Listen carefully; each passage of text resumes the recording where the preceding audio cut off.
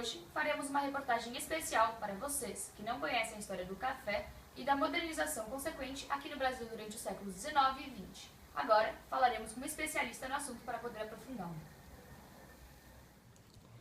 O café, introduzido no Brasil em 1727, só foi ganhar sua devida importância quando atingiu o Vale do Paraíba, que tinha as principais características naturais para que a produção desse grão fosse muito vasta. Com isso, as produções de café começaram a crescer muito, tanto que o Vale do Paraíba, logo em 1836, já era o maior produtor de café em todo o Brasil. E agora, vamos voltar no tempo para poder entrevistar personagens importantes para a compreensão do tema.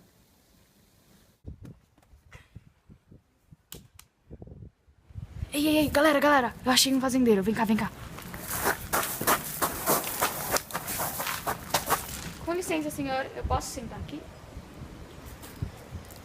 Então, eu gostaria de fazer umas perguntas para você, tudo bem? Então, senhor, qual é o seu nome? José Alvarez. Senhor José, eu vim do futuro. Então, eu sei que a principal atividade econômica de vocês nessa época que estamos é a produção do café. Eu queria saber, o que você costumava produzir antes do café? Cana-de-açúcar. E em que região vocês produziam o café antes desse lugar que a gente está agora? Era no Rio Vale do Paraíba do Sul.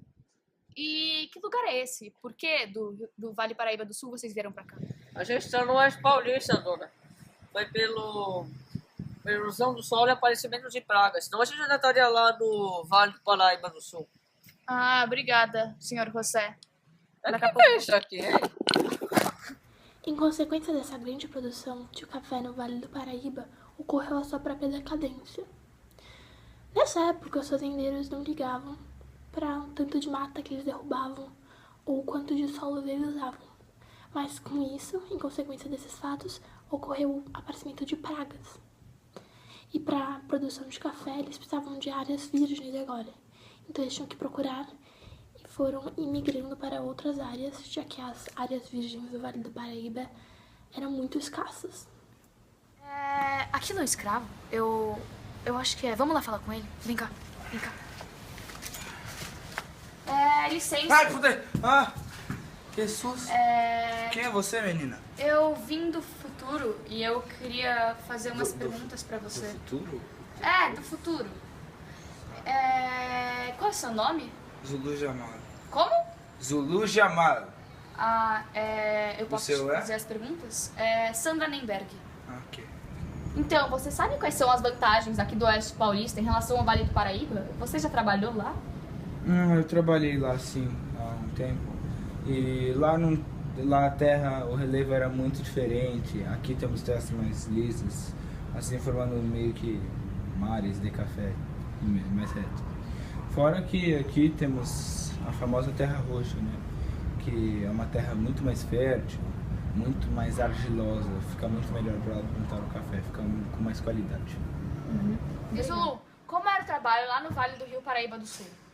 Era um trabalho muito duro, né? A gente primeiro tirava toda a mata, derrubava ela, queimávamos ela e tirávamos ela do caminho para podermos plantar todo o café. Assim, a gente plantava, né, as mudas de café, que demoravam 5 a 6 anos para crescer. Recolhíamos e colocávamos as sementes no solo. Aí, quando secas, nós tirávamos a casca com a mão e com peneiras, geralmente. Assim, depois a gente selecionava as boas e as ruins para a exportação. E antigamente, senhor José, como eram transportados as sacas de café? O transporte era feito em lombo de moares ou burros, onde os cafés caíam das sacas que se rasgavam pelas estradas ruins. E ultimamente, senhor José, que sistema foi implantado para vocês conseguirem transportar melhor as sacas de café? Foi o sistema ferroviário, onde a gente podia morar perto das cidades e administrar nossos próprios negócios. Ainda a capital era muito perto das fazendas. E isso fez com que a comunicação melhorasse muito. E as sacas pararam de ser desperdiçadas ou continuou o mesmo desperdício? Não, elas melhoraram porque agora a via com que elas iam e vinham era segura. Ah, entendi. Muito obrigada. A crise que estava acontecendo, que os produtores não tinham dinheiro suficiente para mandar suas mercadorias para Santo, a não ser que estivessem suas fazendas a 240 quilômetros desse porto, eles começaram a ver que tinha muitas vantagens nos caminhos de ferro, como o construído do Rio de Janeiro ao Vale do Paraíba em 1848. Mas em São Paulo, a primeira ferrovia que ligava Santos a Jundiaí e passava pela capital só foi concluída em 1867. Assim, essa ferrovia começou a ser a mais rentável da América Latina. E logo, em 1875, eles fizeram uma ferrovia aberta ao público, que era de Campinas a Mogi-mirim. Com essa expansão ferroviária, que ia de acordo com os interesses dos produtores, a distância deixou de ser um empecilho para eles, que agora eles conseguiam importar ou exportar o café de uma forma muito mais fácil. Essas ferrovias causaram uma grande revolução em toda a economia cafeeira. Com elas, o desperdício de café diminuiu muito, a comunicação passou a ser muito mais rápida e eficiente, as despesas gastadas com os transportes diminuíram de uma forma muito grande, os lucros aumentaram e até a qualidade do café estava bem melhor. Essa prosperidade vinda das ferrovias atraía muitos moradores, que estavam indo para lá com o desejo de ter uma vida melhor.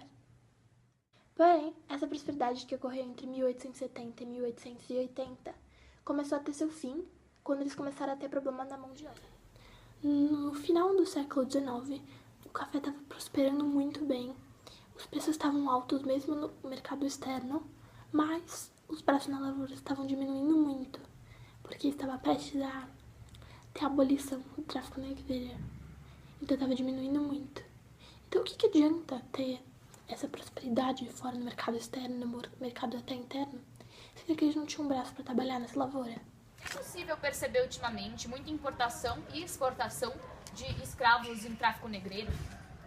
Ah, bom, atualmente não, porque a Lei Eusébio de Queiroz proibiu o tráfico negreiro, né? Assim, você não pode mais comprar escravos. Você só pode se utilizar ainda da sua mão de obra se você já tinha esses negros. Ah, tá bom. E você sabe como funcionava esse tráfico negreiro, por acaso? Sim, eu participei, é muito triste, né? Eles jogavam a gente mutuados em quartinho em navios negreiros e a gente passava muita fome, muitos morriam.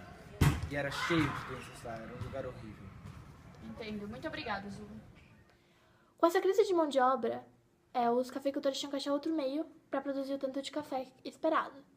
Uma dessas alternativas era a mecanização, onde as máquinas iam substituir o esforço humano. Porém, nem todos os cafeicultores tinham o lucro suficiente para investir nessa modernização.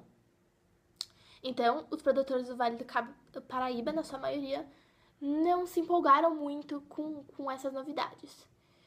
Mas, por outro lado, os cafeicultores que ficavam no Oeste Paulista investiram todos os seus capitais e começaram a receber muito lucro em retorno dessa modernização. Com o fim da escravidão, os fazendeiros agora precisavam achar outro jeito de substituir essa mão de obra escrava, porque não dava para fazer tudo só com as máquinas. E o jeito que eles acharam era a imigração. Estavam vindo muitos imigrantes da Europa e de outras partes do mundo para o Brasil. E nisso eles viram uma chance de mentalizar esses imigrantes para virem para São Paulo, falando em dar melhores condições de vida para eles, usar o seu trabalho, mas a decepção deles não tardava, e esses contratos que eles tinham feito logo ao vir para o Brasil, eles, que era de passar um ano com esses produtores, quando vencia, eles logo iam para a capital procurando condições que haviam sido prometidas a eles, mas que não haviam sido cumpridas. Os imigrantes que chegavam de uma forma muito precária no Brasil eram logo pegados do porto, levados a São Paulo e hospedados em hospedarias feitas mesmo para os imigrantes. Mas com o aumento de tanto imigrante, São Paulo teve que acompanhar e fazer mais construções para todos esses imigrantes que estavam vindo para o Brasil. O que aconteceu em 1886 com a construção do Brás que era um bairro principalmente voltado para esses imigrantes, construções de hospedarias para eles, lugares para que eles pudessem morar. E agora, como chegamos no fim do dia, vamos voltar para o presente, para que possamos concluir nosso trabalho sobre café e modernização.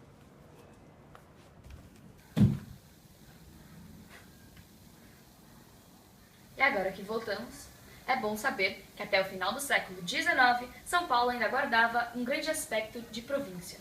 Em 1892, foi inaugurado o primeiro viaduto, o Viaduto do Chá, fundamental para a expansão urbana que estava por vir.